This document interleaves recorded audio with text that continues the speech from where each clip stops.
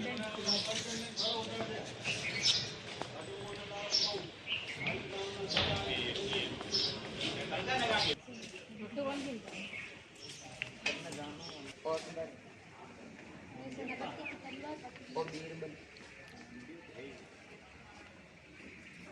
बार का सीन नहीं कर सकते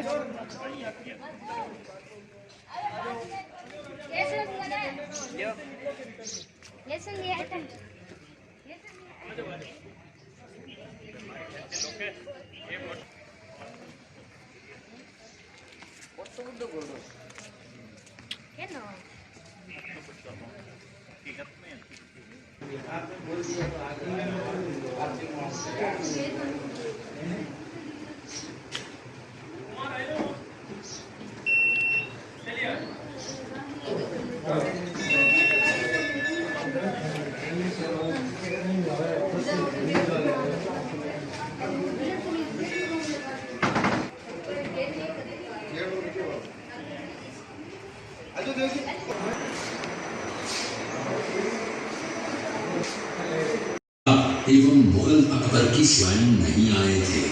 उन्होंने आमेर जयपुर के कुंवर मानसिंह जी को अपना सेनापति बनाकर भेजा था। आप लोग सभी संग्रहालय में खड़े हैं। संग्रहालय से 200 मीटर की दूरी पर चेतक की समाधि है, जहां पर महाराणा प्रताप के स्वामी भक्त घोड़े चेतक को दफनाया गया था। यहाँ से 2 किलोमीटर की दूरी पर हल्दी घाटी दर्रा है। इस दर्रे की विशेषता है कि यहाँ की प्राकृतिक मिट्टी व पत्थरों का रंग हल्दी जैसे पीले रंग का है। इस दर्रे के चारों तरफ महाराणा प्रताप की भील आदिवासी सेना राणा कुंजा के नेतृत्व में तैनात थी। ये सेना तीर, भाले, पत्थर चला मुगल सेना को यहाँ से 3 किलोमीटर दूर पीछे समतल क्षेत्र में, जहाँ अभी खम्मोर गांव है, वहां तक खदेड़ दिया।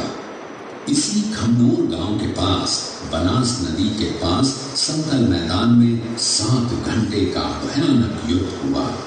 जब ये युद्ध समाप्त हुआ तो वहां पर मानसूनी बरसात हुई और वहां पर कटी हुई लाशें और खून में पानी में मिलकर एक तलाई का रूप ले लिया।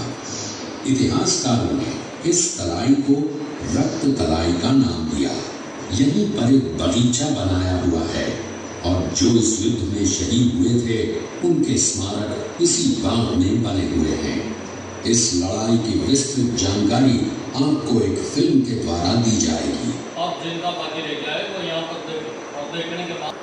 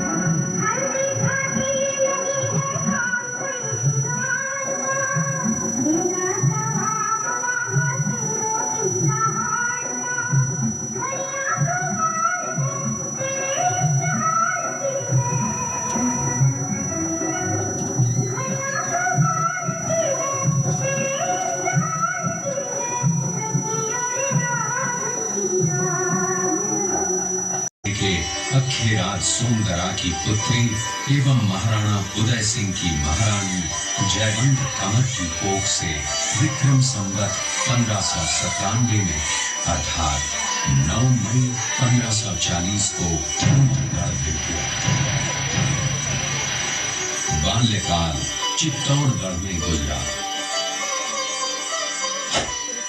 सन 1567 में अकबर ने जब चित्तौड़गढ़ पर आक्रमण किया तो मेवाड़ के प्रमुख सरदारों और सेना नायकों के आग्रह पर महाराणा उदय सिंह ने चित्तौड़गढ़ छोड़ दिया। अपने देश, कुल, गौरव और मातृभूमि की मर्यादा के लिए प्राण न्योछावर करने वाले योद्धाओं और ललनाओं से प्रताप ने न केवल सीख ली बल्कि ये घटना उनके जीवन का आधार बन गई। फरवरी 1572 को महाराणा उदय सिंह का देहांत हुआ।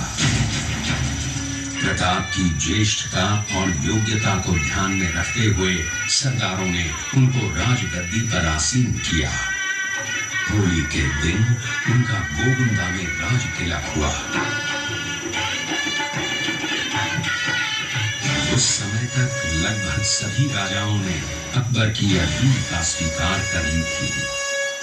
एकमात्र महाराणा प्रताप ने अपना मस्तक अकबर के आगे नहीं झुकाया। प्रताप मुगलों से लोहा लेने की तैयारी में जी जान से जुट गए। 18 जून 1576 की सुबह हल्दी घाटी और खमनोर के मध्य एक मैदान में ऐतिहासिक युद्ध हुआ। महाराणा प्रताप की सेना गोगुंदा से हल्दी घाटी पहुंची, जबकि सेनापति मानसिंह के नेतृत्व में मुगल सेना ने हल्दी घाटी के ठीक नीचे मैदान में अपना मोर्चा जमाया। मुगल सेना के हरावल दस्ते उनके नेतृत्व में भील आदिवासियों ने गोरिल्ला पद्धति से युद्ध करते हुए मुगलों के छक्के छुड़ा दिए। देखते ही देखते शाही सेना में खलबली मच गई। रक्त तलाई, घोड़ों की टापों, हाथियों की चंगारों और तलवारों की झंकारों से गूंज उठी। चारों तरफ हाहाकार मच गया। युद्ध का घटनाक्रम अचानक उस समय बदल गया जब प्रताप ने अपने घोड़े चेतक को एड़ लगाकर मानसिंह के हाथी पर चढ़ा दिया और उस पर भाले से भरपूर वार किया। मानसिंह हौदे में दुबक गया। हाथी से उतरते समय चेतक की एक टांग कट गई। इस स्थिति को भांपकर महाराणा प्रताप के हमशक्ल सेनापति झालामान ने महाराणा प्रताप से आज्ञा लेकर उनका राजमुकुट धारण किया। मुगल सेना झालामान को महाराणा प्रताप समझकर उन पर टूट पड़ी और झालामान शहीद हो गए। उधर चेतक ने अपने स्वामी को 5 किलोमीटर तक 3 टांगों पर ही लेकर एक बरसाती नाले को पार किया। उसके पश्चात उसके प्राण पखेरु उड़ गए। इस युद्ध से महाराणा प्रताप के मन पर गहरा प्रभाव पड़ा। परिणाम स्वरूप उन्होंने मुगलों पर विजय प्राप्त करने तक राजसी ठाट बाट छोड़ने और पत्तों पर भोजन करने का प्रण लिया, जिसे उन्होंने जीवन भर निभाया। महाराणा प्रताप ने अपना सैन्य बल बढ़ाकर सर्वप्रथम अरावली पर्वत की घाटियों में बसे दिलेर पर चढ़ाई कर विजय प्राप्त की। इसके बाद कुंभलगढ़ पर भी विजय प्राप्त की। सिर्फ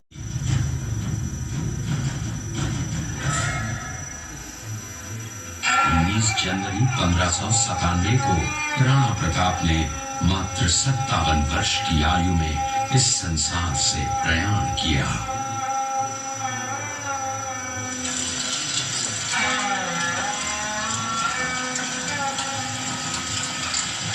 हल्दी घाटी का युद्ध एक सांप्रदायिक युद्ध न होकर आत्मसम्मान, मातृभूमि की स्वतंत्रता व स्वाधीनता का संघर्ष था।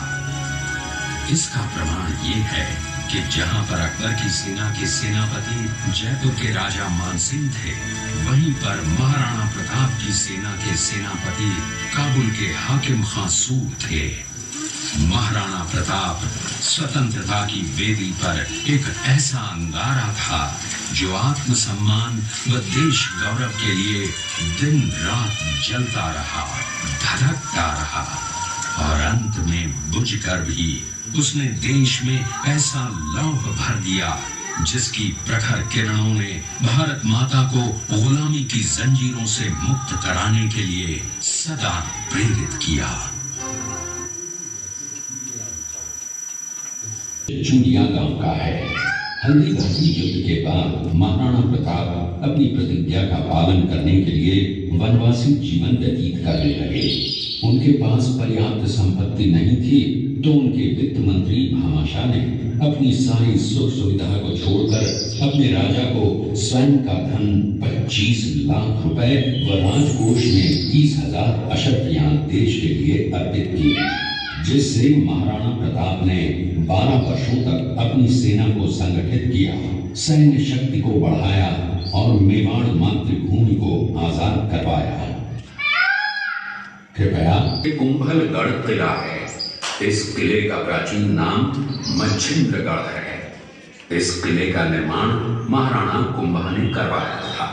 इस किले के अंदर 9 मई 1540 ईस्वी में महाराणा प्रताप का जन्म हुआ था। इस किले की ऊंचाई समुद्र तल से 3568 फीट की है। इस किले की दीवार 36 किलोमीटर तक फैली हुई है। इस दीवार का नाम ग्रेट वॉल ऑफ चाइना के बाद द्वितीय पायदान पर दर्ज है। इस किले के अंदर 360 प्राचीन मंदिर हैं। उन मंदिरों में से जग प्रसिद्ध महादेव का मंदिर सबसे प्राचीन है। कुंभलगढ़ किला यहाँ से 65 किलोमीटर की दूरी पर है। कृपया अब आप सब का बचपन बीता था। इस किले की तलहटियों में महाराणा प्रताप ने अपने गुरु से शिक्षा प्राप्त की थी। ये किला 12 वर्ग किलोमीटर में फैला हुआ है। इस किले पर जब भी विदेशी यात्रागाओं ने आक्रमण किया और उस आक्रमण में कोई भी राजा व सैनिक वीर गति को प्राप्त कर लेते, तो उनकी पत्नियां वीरांगनाएं अपने सतीत्व की रक्षा करने के लिए जलती हुई अग्नि में कूद प्राणों को त्याग देती थी, जिसे हम जौहर कहते हैं। चित्तौड़गढ़ में 3 मुख्य बड़े जौहर हुए थे। प्रथम जौहर 1303 ईस्वी में रानी पद्मिनी ने 16,000 स्त्रियों वीरांगनाओं के साथ जौहर किया था, सिर्फ अल्लाउद्दीन खिलजी के कारण। दूसरा जौहर 1535 ईस्वी में गुजरात के शासक बहादुर शाह के आक्रमण के कारण गर्भवती की वीरांगनाओं के साथ किया। और तीसरा जौहर 1568 ईस्वी में हुआ, जब मुगल शासक अकबर ने चित्तौड़गढ़ पर आक्रमण किया। उसी समय में रानी फूलकुमारी ने 7,000 वीरांगनाओं के साथ जौहर किया। फिर भी अकबर का मन नहीं भरा और अंत में हजारों आम लोगों का कत्लेआम करवाकर मौत के घाट उतारा गया। उस आक्रमण में मुगल सेना में भगदड़ मच गई। मुगल सेना को अपनी छावनियों को छोड़कर भागना पड़ा। छावनियों के अंदर से लूटा हुआ माल व अब्दुल रहीम खान खाना, जिसकी बेगम आनी खान को बंदी बनाकर महाराणा प्रताप के सामने पेश किया गया। तब अमर सिंह पर महाराणा प्रताप क्रोधित हुए और कहा, जहां से इस नारी को बंदी बनाकर लाए हो, इसे पुनः ससम्मान लौटा कराओ।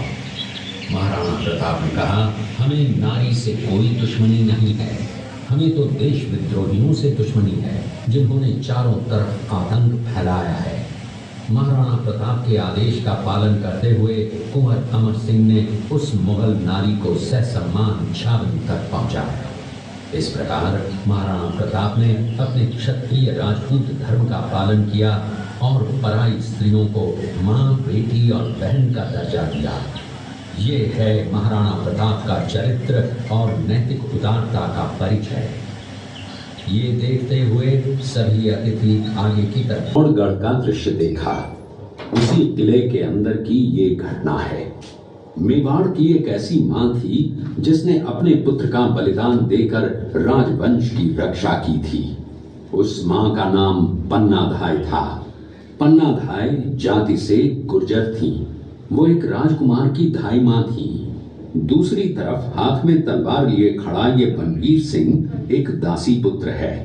ये कुंवर उदय सिंह की हत्या करके मेवाड़ की राजगद्दी प्राप्त करना चाहता था। एक रात्रि बनवीर सिंह को मौका मिला। वो राजकुमार उदय सिंह के बड़े भाई विक्रमादित्य सिंह की हत्या करके राजमहल की तरफ आगे बढ़ा। इसकी सूचना पन्नाधाय को लग गई। कुछ समय तक पन्नाधाय चिंतित हुई। तभी पन्नाधाय ने अपने पुत्र चंदन को राजसी कपड़े पहनाकर पलंग पर सुला दिया और उदय सिंह को एक टोकरी के अंदर छिपाकर पत्तों से ढक के महल के बाहर निकालकर गुप्त रास्ते से कुंभलगढ़ भेज दिया। बनवीर सिंह जब तलवार लेकर राजकक्ष में आया तो उसने पन्नाधाय से कड़क आवाज में उदय सिंह के लिए पूछा तो पन्नाधाय ने चंदन की तरफ इशारा किया। बनवीर ने चंदन को उदय सिंह समझकर चंदन की हत्या कर दी और ये समझने लगा कि मैंने राजकुंवर उदय सिंह को मार दिया। वही राजकुंवर बड़े होकर राजा बने और अपने नाम का उदयपुर नगर बसाया जो यहाँ से 40 किलोमीटर दूर है। और उन्हीं के पुत्र महाराणा प्रताप हुए जिन्होंने हल्दी घाटी का युद्ध लड़ा और आज हम लोग उनका इतिहास यहाँ पर देख रहे हैं। ये देख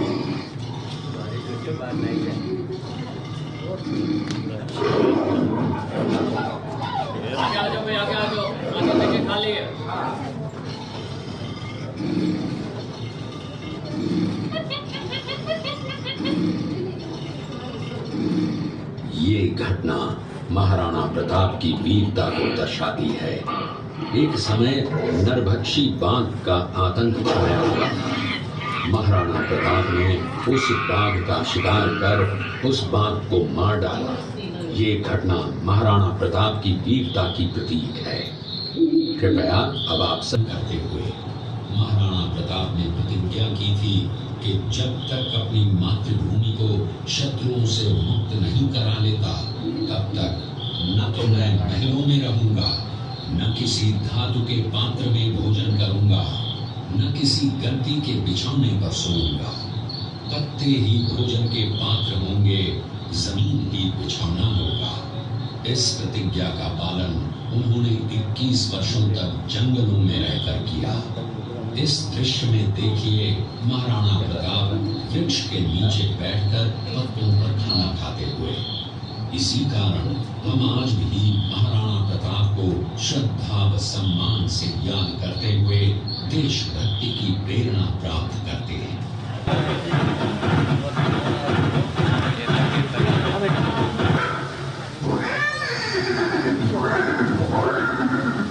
ये दृश्य महाराणा प्रताप और सुविख्यात स्वामी भक्त घोड़े चेतक के अंतिम मिलन का है। हल्दी घाटी युद्ध के बाद चेतक घोड़े ने 22 फीट के एक बरसाती नाले को पार किया। ये उसी समय का दृश्य है। पास में खड़े महाराणा प्रताप के छोटे भाई शक्ति सिंह हैं, जो पहले मुगल सेना में थे। बाद में वो महाराणा प्रताप की तरफ आए, माफी मांगी और अपना घोड़ा महाराणा प्रताप को दिया।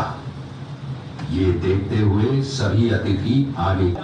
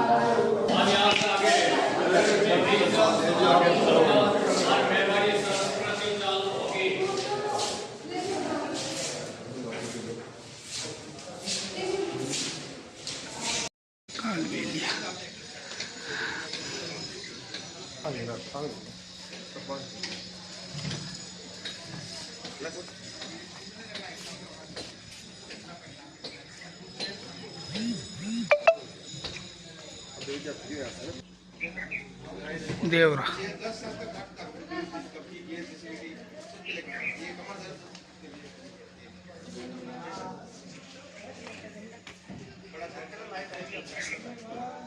लेटे kita ni ada ikut.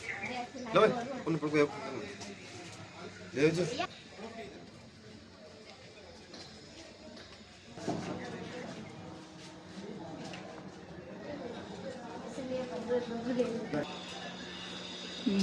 बड़ी हल्दी है।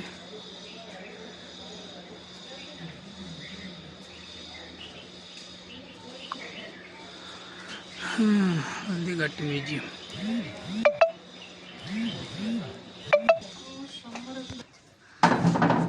बाबू सुधीर आपकी बार आई ना सर तो पकड़ आएंगे चलो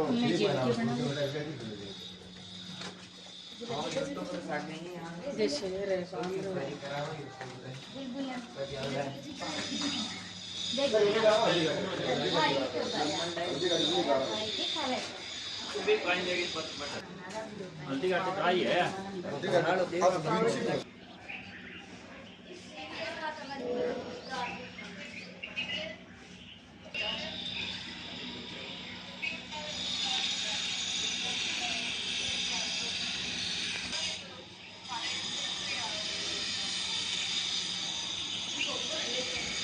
गन्ने का रस